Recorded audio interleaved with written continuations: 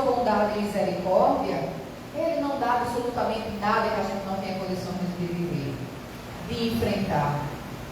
E é exatamente com essa certeza que a gente precisa acordar todos os dias, enfrentar os nossos dias e voltar para as nossas camas no final de cada dia, sabendo que nós fizemos o melhor que pudemos naquele dia. Isso é uma das bases principais. E muita gente, como eu vinha falando, diz assim: ô Linda, mas é um tema tão difícil. Não sei se vocês já notaram, mas existem algumas casas, algumas pessoas que têm um certo tabu em tratar certos temas. Inclusive acham que falar sobre suicídio é estimular. E eu não vejo dessa maneira. Quando a gente entende um determinado tema, fica mais fácil da gente lutar contra as más inclinações que nós temos. A única certeza que nós temos é que essa não é a nossa primeira existência. Não é? Todos nós somos espíritos que vimos aí ao longo de séculos retornando à carne, retornando ao plano espiritual, pela abençoada oportunidade que Deus nos dá de estarmos aqui para nos melhorarmos. Porque vivemos num planeta, habitamos um mundo que, além de escola, é hospital. E ninguém que está sã vai para o hospital, vai? Não. Só vai para o hospital aquele que necessita de algum cuidado, seja ele qual for. Então, nesse entendimento, é que a gente precisa buscar nos aprofundarmos nos estudos que essa doutrina maravilhosa oferece para a gente. E que nos dá a base, a sustentação, a confiança plena de que nós vamos vencer. Muita gente diz assim: a vida está muito difícil. Mas ninguém está aqui de férias não, gente. Muitas vezes nós nos esquecemos que esse planeta é um planeta ainda de provas e expiações. Então é um planeta que a gente tem que lidar com a inclemência da natureza, como nós estamos vendo agora, né? Esses últimos dias de terremoto, de chuva abundante, de uma terra encharcada que não está suportando, e quantas catástrofes estão acontecendo. Ao mesmo tempo que nós temos que lidar com esses acidentes naturais, temos que lidar também com a maldade. Nossa, a maldade do homem, aquelas sombras que nós ainda trazemos e que alguns dos nossos irmãos ainda não têm conhecimento e esclarecimento necessário para lutar contra essas tendências. E aí se deixam levar pela vontade, pela tendência, pelo vício, né? Porque termina sendo uma coisa tão repetitiva ao longo das existências que torna-se um círculo vicioso. E é importante que nessa nossa reflexão nós compreendamos que vida é uma só. Tem gente que diz assim: a vida é muito curta. Não. A nossa vida é eterna. A nossa existência, de fato, é curta, mas não para desfrutar e aproveitar os prazeres que muitos querem. Porque geralmente observem, quem diz isso: a vida é muito curta, se refere a viva como se não tivesse amanhã. Faça tudo o que você quer. E a gente sabe que tudo nos é lícito, mas nem tudo nos convém. A vida é curta para a gente fazer o tanto que a gente precisa fazer para melhorarmos, para ajudarmos o outro que está em jornada conosco a melhorar. Então, refletirmos um pouco sobre a vida, a grande importância que essa oportunidade de estarmos aqui, cada um de nós, e os nossos irmãos que estão hoje desencarnados, mas que já estiveram aqui na carne e que vão voltar, por misericórdia do Pai, para trabalhar a intimidade de cada um. Porque é só assim que a gente vai conseguir melhorar. Nós sabemos, isso são dados de 2019, não é? A OMS nos dizia em 2019 que a cada 40 segundos no mundo uma pessoa se suicida. É a gente contar até 40, uma pessoa se suicidou. Isso sem mencionar as tentativas. Então nós precisamos trabalhar antes que isso aconteça. O que é que está levando as pessoas a isso? O que é que está facilitando? Lógico, né? Tem aquela história que diz assim, Ida, quem quer vai lá e faz. Vai. Isso é fato. Mas isso não diminui a nossa responsabilidade em levar o esclarecimento e em ajudar o outro que está passando por um problema e não está sabendo lidar com ele. Para isso, os atendimentos fraternos nas casas espíritas. Para ouvir, porque infelizmente nós estamos muito ocupados para parar alguns minutos e ouvir o que o nosso irmão tem a nos dizer. Então nós precisamos parar um pouquinho para refletirmos sobre a vida. Durante o período da pandemia, logo que se iniciou, né, aquela história de reclusão domiciliar, lockdown e tudo mais, começaram-se as lives. As casas não podiam abrir, então a maneira que se tinha de levar a mensagem de esperança, levar a vibração positiva para cada um, era através das lives. Vejam como nenhum de nós fica desamparado. Porque quando acontece uma situação como essa, antes nós já tínhamos chegado a um ponto tal com a tecnologia que nos facultou manter os trabalhos, a assistência através da telinha do celular. Não é? Imagine se isso fosse possível lá na época da gripe espanhola. Tão longe, não é? Então começaram a fazer essas lives e muita gente me dizia assim, Ida, você não vai fazer live? Eu dizia, vou não. Eu estou no momento que eu também estou precisando escutar. Eu vou aproveitar esse momento para escutar, para aprender.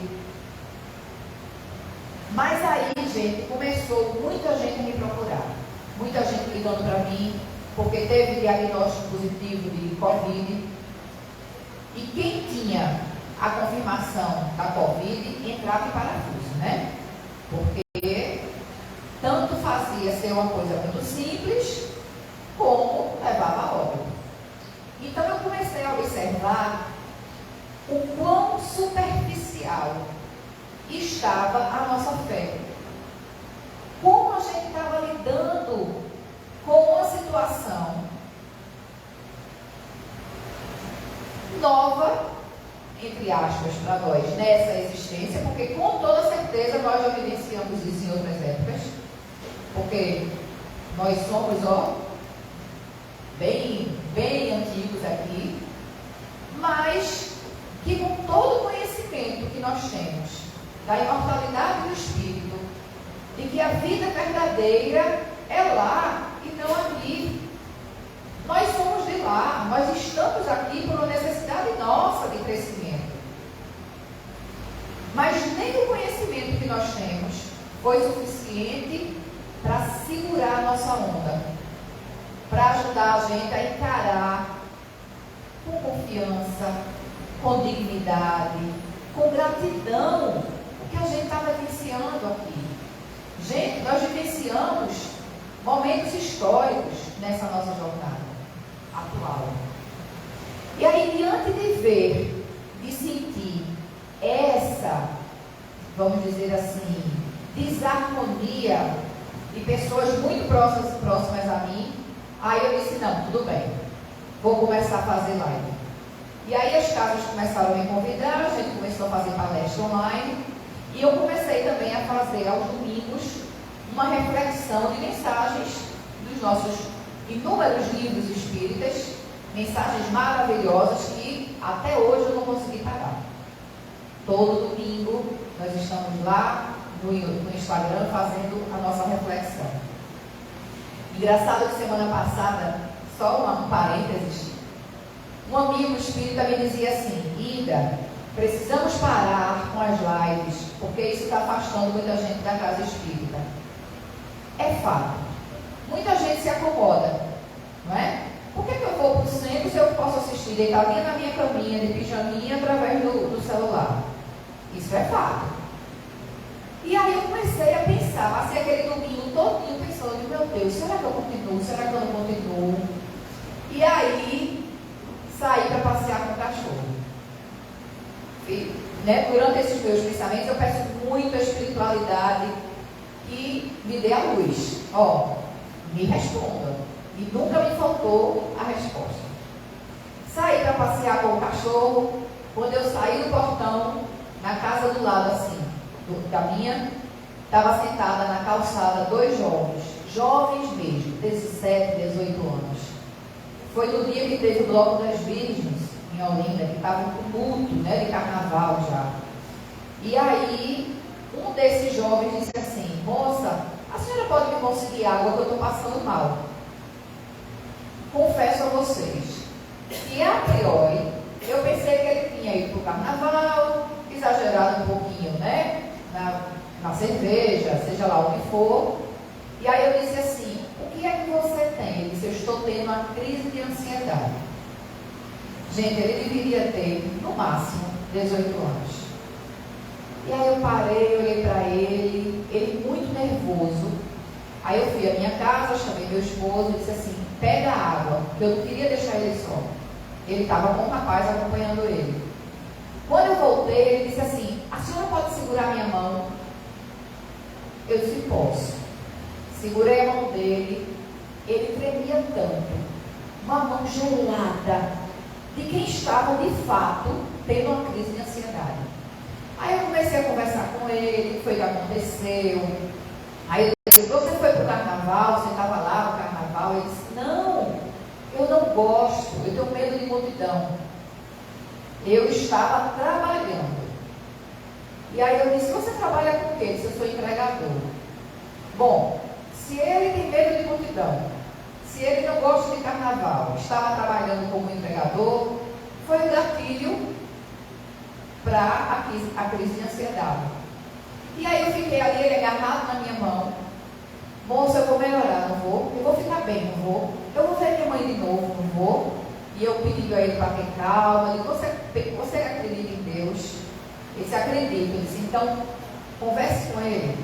Pare de se preocupar com o que você está sentindo e converse um pouquinho com Deus. Devagarzinho ele se acalmou, o amigo dele conhecia ele, chamou um Uber e ele foi embora. E eu fiquei pensando. Fui passear com o cachorro e agradecendo. Eu sou obrigada pela resposta que o Senhor me deu. Porque Ele me mostrou que ainda existe a necessidade das nossas reflexões para levar as mensagens de esperança a quem não tem onde encontrar, a quem não conhece o que nós já conhecemos. E aí, eu queria comunicar no domingo retrasado ou passado, não sei. Retrasado, não foi? Eu queria comunicar que ia encerrar. Eu disse, gente, continuamos com os trabalhos, porque se a gente conseguir ajudar uma única criatura, já valeu a pena. Já está valendo a pena. E o mesmo, gente, é a respeito do suicídio. Eu tive o primeiro contato com o suicídio aos 16 anos de idade, quando um amigo muito querido, um irmão que eu tinha no colégio, suicidou-se. Foi uma surpresa. Ele tinha acabado de passar no vestibular, para a segunda entrada, no curso que ele queria, uma família abastada, uma vida muito tranquila, inclusive ia fazer 6 meses de intercâmbio na Inglaterra. Pegou todo mundo de surpresa no dia do batizado do sobrinho dele. Ele saiu da festa e foi para casa e suicidou-se. E a gente sempre fica, por quê? Né? Por que a gente não percebeu? Por que a gente não notou que alguma coisa estava errada ali?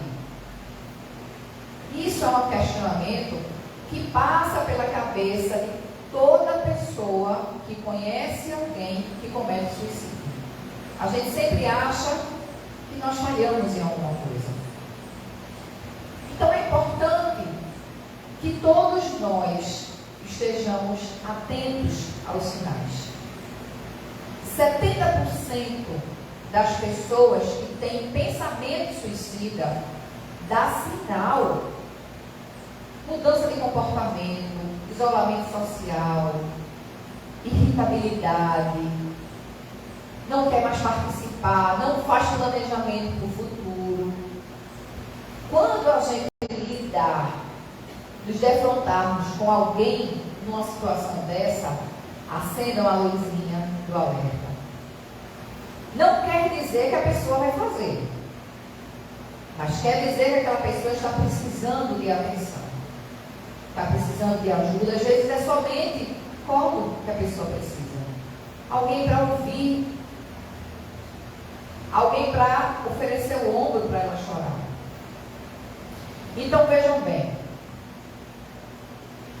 valorizar a vida. Por que valorizar a vida?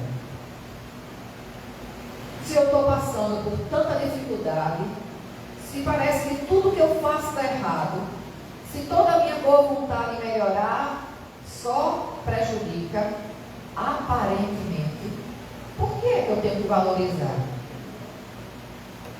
Porque é justamente, gente, através das dificuldades que a gente cresce, que a gente aprende. Infelizmente, todos nós que estamos aqui temos o mau hábito de nos acomodarmos. A gente consegue vencer uma coisinha, aí diz, opa, consegui, agora estou de boa, vou ficar aqui tranquilinha. Mas a vida é movimento constante. A gente não está aqui para ficar de repouso, relaxado, debaixo de uma árvore, não. A gente está aqui porque a gente tem muito o que fazer. Dentro da nossa casa, aqueles que convivem conosco, a gente tem muito que reajustar com cada um deles. E eu não preciso fazer regressão de vidas passadas para saber, o que é que eu tenho que fazer com fulano? O que é que eu tenho que fazer com a... Não! A própria vida mostra pelos impasses que surgem, terminar derrubando esse negócio, pelos impasses que surgem. Então, se a gente parar e observar, e isso foi uma grande oportunidade que a pandemia nos trouxe, foi o tempo da gente parar para refletir. Eu não tinha mais que correr para trabalhar, porque o trabalho estava fechado.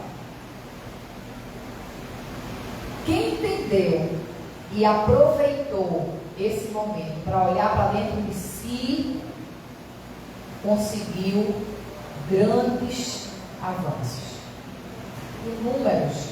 Porque depois que a gente chega a um determinado ponto, a gente não volta mais atrás, né? A gente sabe que a nossa vida ela é sempre progressiva, a gente não retroage.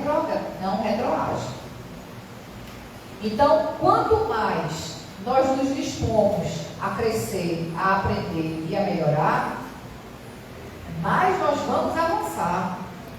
E é exatamente o que é que vai fazer, o que é que vai nos estimular a nos modificarmos?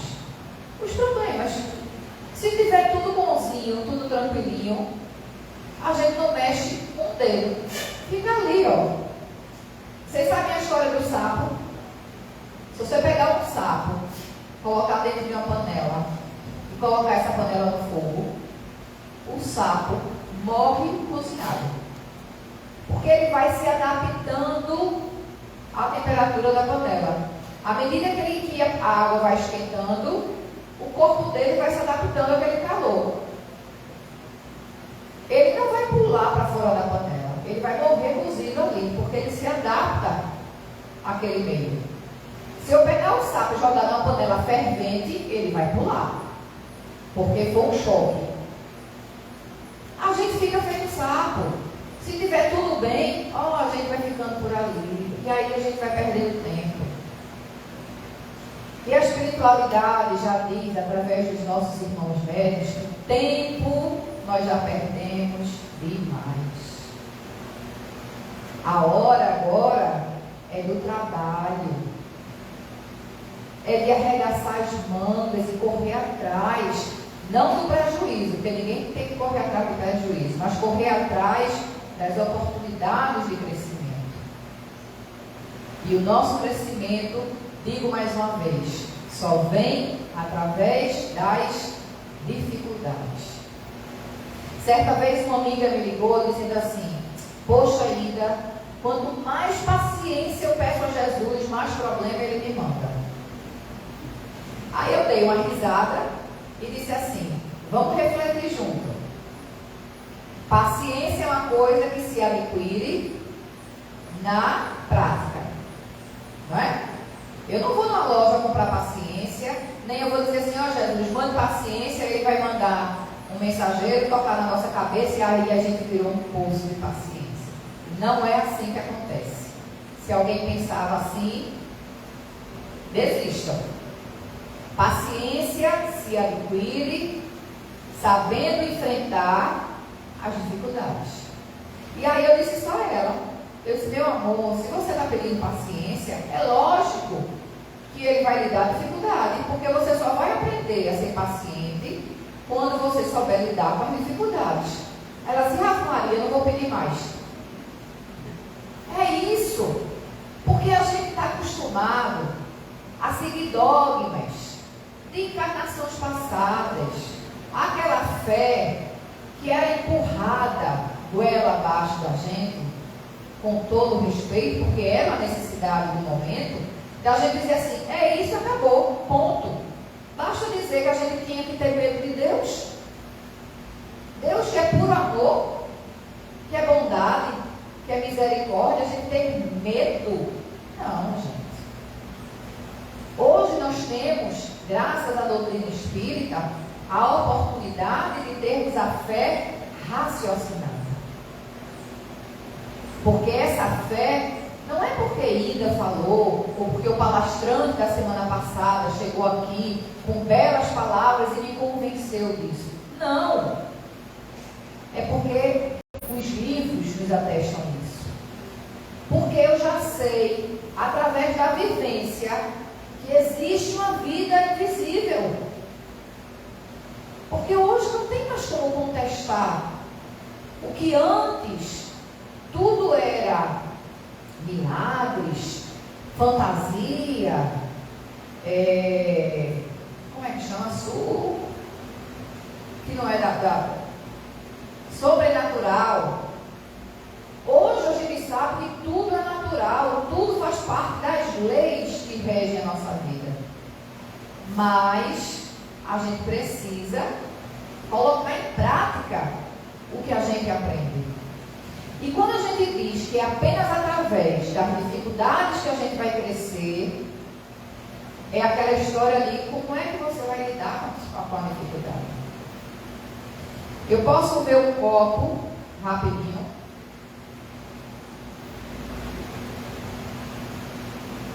Eu vejo um copo aqui pela metade de água. Tem gente que vai dizer: esse copo está meio vazio. Tem gente que vai dizer: esse copo está meio cheio. É a forma como a gente vê as coisas.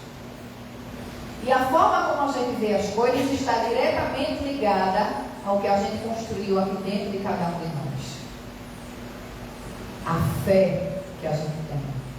A confiança que nós já conseguimos construir dentro de nós, de Deus. Da vida. Porque nenhum de nós está sozinho. Além de termos o Pai como causa primeira e que tudo sabe e que tudo faz por nós temos um governador planetário que é puro amor, que esteve aqui entre nós para nos trazer a lei do amor, que é Jesus. Bastou esses dois? Para Deus não. Deu a cada um de nós um amigo espiritual que nos acompanha 24 horas por dia, que nos orienta, que nos sustenta nos momentos difíceis, que comemora com a gente as nossas conquistas, que nos alerta nos momentos de perigo. E a gente se esquece dele. Está aqui, ó, do lado de cada um de nós. Como se não bastasse, temos tantos amigos do plano espiritual, familiares, pessoas que a gente agora, nessa existência, nem se lembra, porque não tem mais necessidade de reencarne, a gente não conviveu nessa existência, então a gente não sabe, entre aspas, nem que existe, mas que continuam aqui do outro lado, cuidando da gente, nos ajudando, nos assistindo. Confiança, gente, fé, ela se dá através do esclarecimento. Espíritas, amai-vos, eis o primeiro mandamento. Instruí-vos, o segundo. Porque é através da instrução, é através do conhecimento, que a gente vai entender que tudo que nos acontece é de responsabilidade nossa. É a lei de causa e ação trabalhando para o nosso benefício.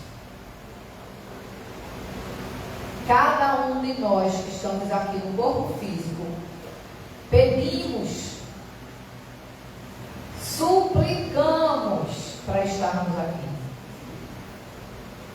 Rogamos, na hora que estava sendo feito ali o nosso planejamento reencarnatório, rogamos provas muito maiores. Mas a misericórdia divina disse, não, você tem que dar conta do pequeno primeiro, é um passo por vez. Não vamos tentar fazer voos porque a gente ainda não tem asas. Então vamos com calma. A gente não tem eternidade todinha pela frente, né, para trabalhar. Então vamos fazer direitinho. Não vamos querer dar o passo maior do que a perna alcança. Certa vez uma pessoa da minha família, muito querida, que vinha passando por uma situação bem difícil, me disse assim, minha sobrinha, disse assim, tia, como é que a gente pode pedir para passar por isso? Eu não entendo. A gente tem que ser muito idiota mesmo. Eu disse, de jeito nenhum. É justamente o contrário. É que quando a gente chega no plano espiritual, que a gente se dá conta verdadeiramente do que nós somos capazes de fazer. Gente, não foi à toa que Jesus disse, vós sois deuses, podeis fazer o que eu faço e muito mais. Porque ele sabia da capacidade de cada um de nós. Aí eu dizia à minha sobrinha, quando a gente chega lá, que a gente vê que aquilo que a gente estava vivenciando era tão pouco, mas que a gente faz uma tempestade num copo d'água, aí a gente perde a oportunidade. Às vezes a gente desiste faltando 30 milímetros de distância para chegar no lugar. Aí a gente assim, eu não vou conseguir não. Aí para ali. Se fosse assim, se fosse um pouquinhozinho só assim maior, concluir a tarefa, a missão. Então a gente pede, porque a gente sabe que pode, porque a gente sabe que não está só. Mas Deus, em sua justiça e bondade, nos dá também o esquecimento do passado, da nossa atual existência, para que a gente possa lidar com aquelas pessoas que vêm ao nosso encontro por razões de reparo, de justiça, de ajuste, de perdão, para que a gente possa lidar naturalmente com ela. Porque imagine, ainda ontem, lá no Largo Silas, né, que é a casa a qual eu sou vinculada aqui em Pernambuco, o irmão que esteve lá para fazer a palestra conosco, ele disse, quantas vezes a mãe tem aquele bebezinho, né? Aquela coisinha linda, aí pega no colo e diz assim, meu Deus, como eu te amo, eu dou a minha vida por você. E não sabe ela que pode estar segurando o seu assassino numa existência passada. É por isso que o laço consanguíneo é tão forte, é tão necessário, porque ele faz a gente amar, não a maneira ainda que Jesus nos convidou a amar, não de forma incondicional, totalmente, mas faz a gente amar os nossos muito mais do que a gente ama os outros. Mas a gente vai chegar lá. Vai chegar o dia em que a dor do nosso irmão, do outro lado do mundo, vai doer em nós como se fosse nossa.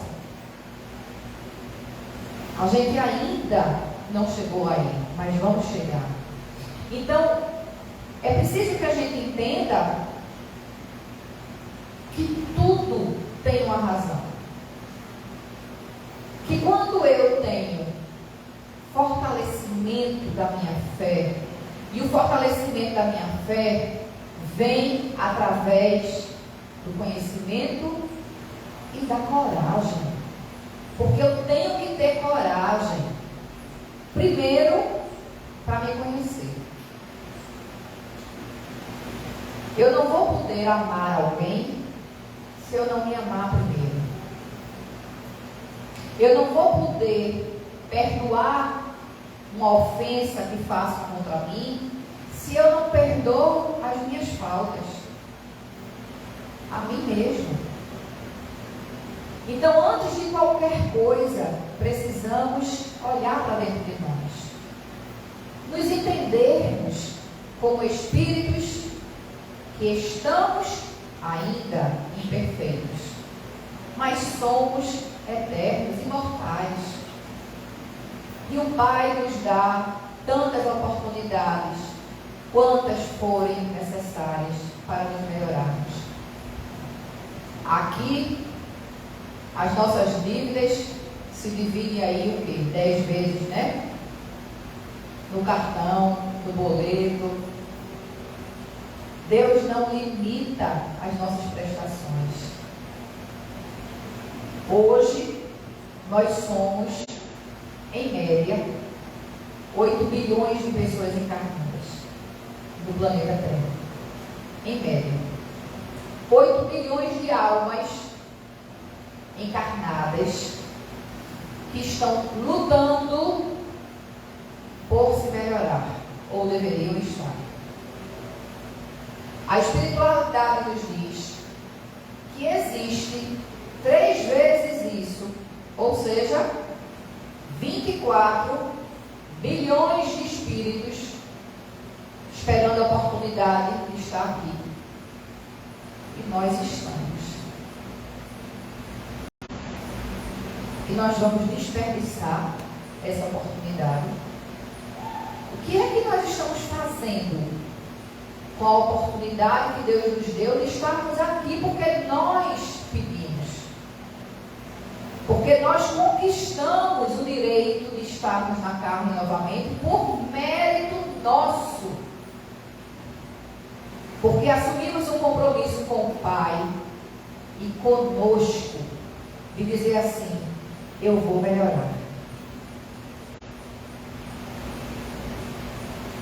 Imaginem quantos lá no plano espiritual gostariam de estar aqui agora. Quantos irmãos desencarnados nossos estão aqui nessa sala hoje, acompanhando conosco essas reflexões e dizendo assim: poxa vida, eu queria estar no lugar dele, eu queria estar passando pelo que ele está passando, porque ele já entende que é necessário passarmos pelas dificuldades para nos melhorarmos. Aqui a gente só melhora de duas maneiras: pelo amor ou pela dor. Infelizmente, a gente usa muito mais a dor do que o amor. Quando Jesus nos disse que o amor cobre a multidão de pecados, amai ao teu próximo como a ti mesmo. Aí ele achou pouco e disse assim: amai o teu próximo como eu vos amei. Aí foi cair, a coisa ficou difícil. Porque a gente não ama nem a gente como Jesus nos amou. Imagine amar o outro. O nosso amor ainda é condicional.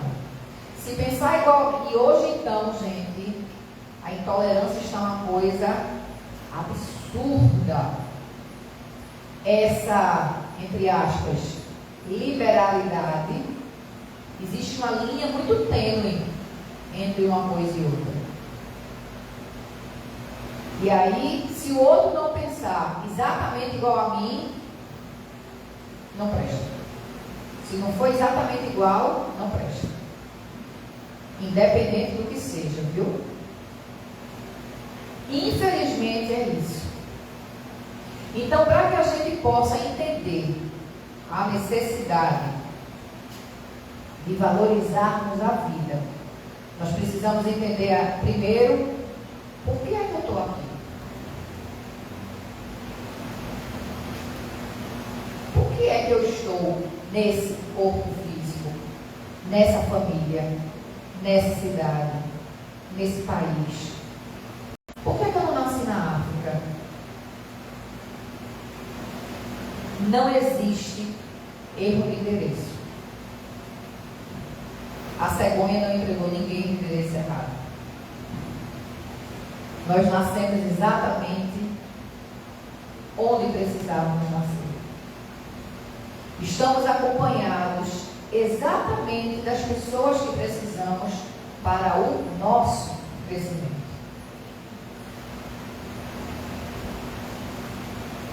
Então, nós estamos aqui porque temos um compromisso de, ao mesmo tempo que nós estamos aprendendo, nós estamos nos tratando, nos melhorando e contribuindo com o melhoramento e com o crescimento do outro.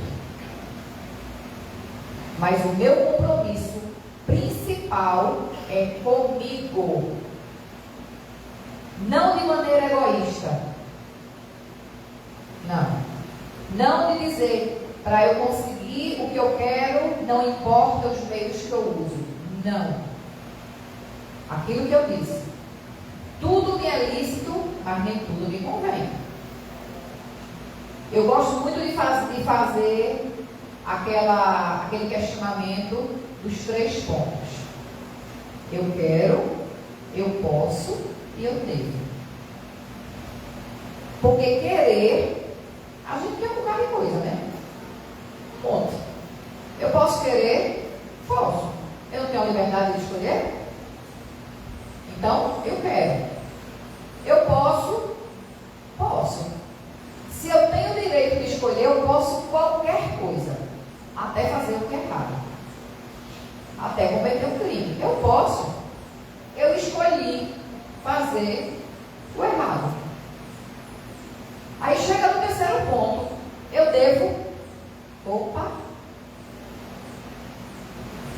Eu quero e eu posso, mas eu devo. Se eu fizer, vai me prejudicar, vai prejudicar o outro. Quando a gente faz essas perguntas e a gente começa a ficar com dúvida se deve ou não fazer, é porque a gente já sabe que não deve. Então cabe a cada um de nós. Não existe mais responsabilidade alheia para as nossas dores. Eu estou sofrendo porque fulano não me entende. Não. Você está sofrendo porque você queria que fulano reagisse com você de tal maneira e fulano não reage. Fulano tem um jeito dele. Tudo está em volta de nós mesmos. Os tempos estão difíceis? Estão. Mas como eu falava no início, os tempos estão difíceis porque nós temos condições de lidar com eles, com essas dificuldades. Se não tivéssemos, não teríamos. Porque Deus é amor, é benevolência pura, coisa que nós não somos. É preciso que a gente se detenha a quando pegarmos uma obra para lermos, para estudarmos, a gente de fato reflita a mensagem que está sendo nos enviada. Porque ler e fazer uma interpretação qualquer pessoa faz. Mas quando a gente lê e entende, alguma coisa muda dentro da gente. E quando alguma coisa muda dentro da gente, nós temos mais disposição de lutar por nós. Essa responsabilidade não é minha que estou aqui na frente de vocês refletindo esse assunto, não. É de cada um de nós, porque todos vocês estão entendendo perfeitamente tudo que eu estou falando. Cada um de vocês tem a responsabilidade de ser divulgador do que nós estamos conversando aqui hoje. De levar a quem não teve a oportunidade de estar aqui ainda. Mas tem tanta gente que a gente chega para um ensinamento, que a gente quer ajudar e a pessoa se recusa. O problema é dela. Você está fazendo a parte que lhe cabe. E outra coisa, precisamos respeitar o tempo do outro. Estamos todos na mesma caminhada. Mas alguns caminham mais rápido, outros vêm lá atrás. E não adianta dizer, fulano corre, porque ele não tem mais forças para correr. Ele tem que vir no ritmo dele. E nós temos que respeitar isso. Então, valorizar a vida, porque é essa existência que nos dá a oportunidade de melhorarmos.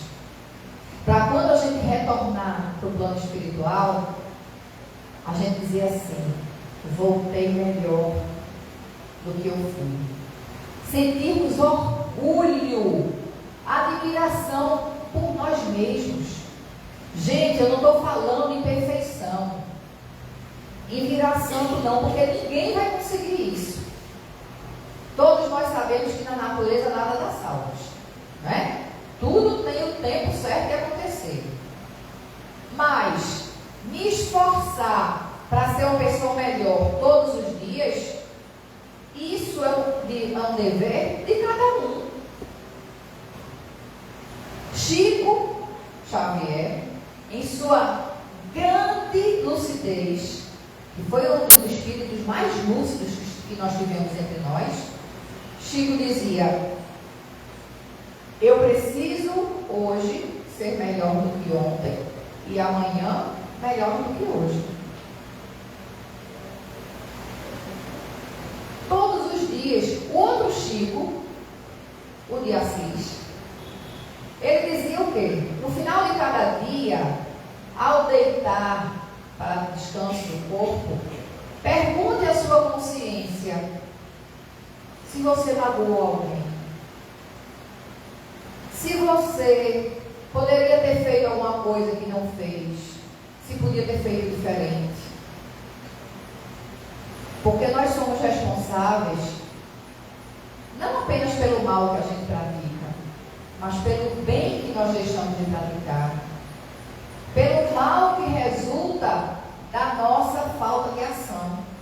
Se eu tenho a oportunidade de fazer o bem e não faço, e daquela oportunidade acontece uma coisa ruim, eu sou responsável por aquilo também. Porque eu podia ter modificado aquilo e não modifiquei. E quando a gente entende tudo isso, aí, gente, pode vir a dificuldade que for, a gente, encara de cabeça erguida. Porque eu não estou só. Porque eu tenho um mentor espiritual do meu lado, que não desiste de mim em momento nenhum. Porque todas as vezes que eu elevo meu pensamento e peço a presença de Jesus comigo, Ele está do meu lado, não tenho dúvida disso. Não coloque Jesus como algo inalcançável. Jesus está para todos nós. E porque, acima de tudo que acontece, existe um Pai que cuida de cada detalhe, que nenhuma folha de uma árvore cai sem que Ele saiba.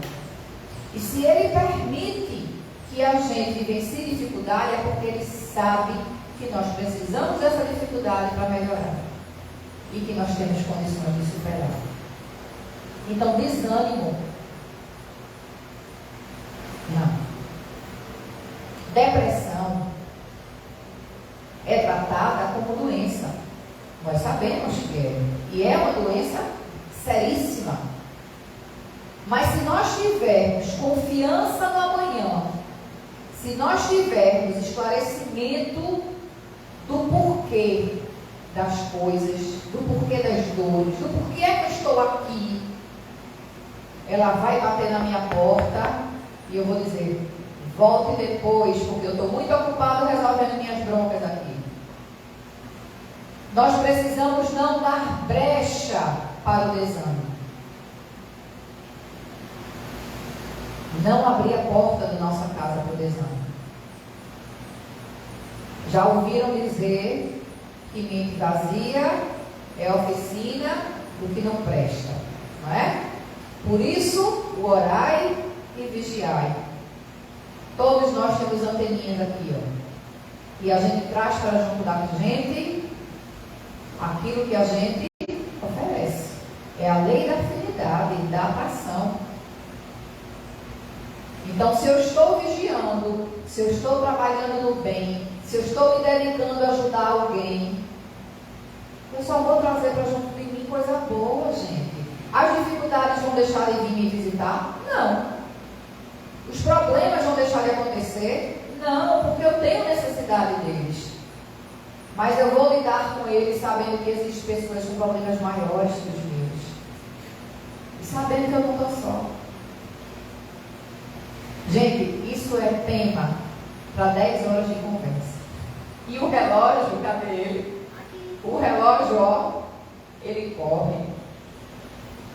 Mas eu queria trazer uma primeira reflexão. Acabamos de sair do período de carnaval.